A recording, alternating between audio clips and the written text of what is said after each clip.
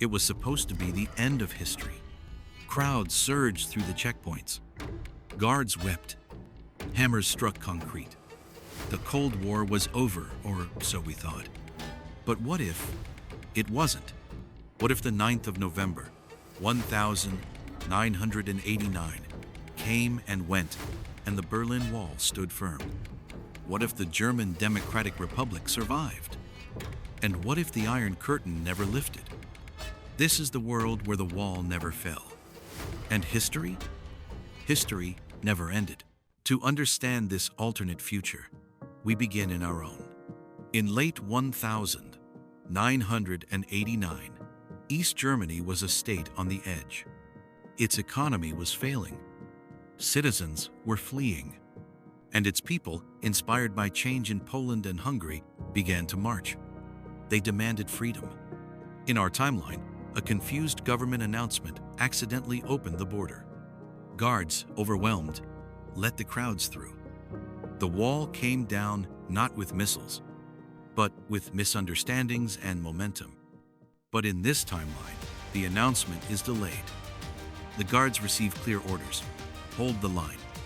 When protesters approach the gates at Bornholmer Strasse, they are met not with silence but with rifles. The world watches in horror as the East German regime cracks down. But this time, they are prepared. New Soviet leadership under a hardliner, someone less forgiving than Gorbachev, backs the crackdown. A message is sent. The Eastern Bloc stands united. And just like that, the chance for peaceful reunification dies. The 1990s unfold under a renewed iron grip. In West Berlin, NATO doubles down, expanding its military presence.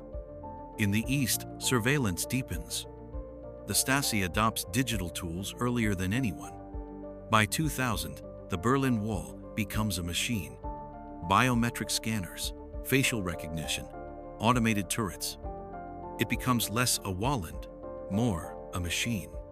European integration stalls. Without German reunification, the EU struggles to expand.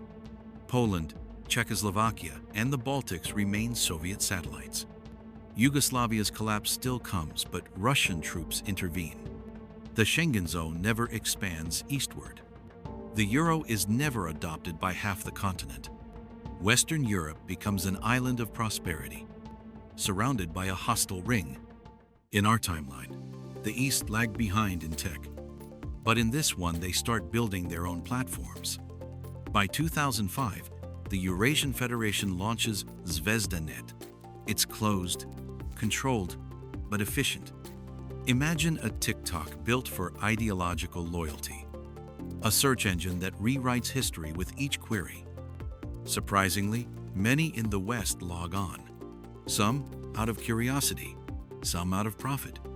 Instead of globalization, the planet fractures. Tech, media, even fashion diverge. In the West, Apple, Amazon, Hollywood.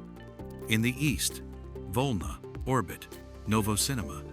Berlin divided. Berlin becomes the front line, a city of spy drones and propaganda loudspeakers. By 2020, tensions are boiling. A cyber attack on Western financial systems is traced back. Sanctions fly. Satellites are repositioned. For the first time since the Cuban Missile Crisis, Delaware FCON2 is declared. In East Germany, younger generations begin to question. They've lived under surveillance their entire lives. They've seen glimpses through firewalled feeds off another world. And now they begin to act. A new resistance forms. Digital, decentralized, invisible. They call themselves Die Brücke, the bridge.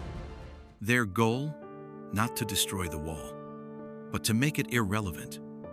And on the wall itself, someone paints a phrase: history didn't end. We just stopped believing we could change it. So what if the Berlin Wall never fell? The Cold War would have become colder. Technology would have divided us, not united us. And Berlin would remain a scar across the face of Europe.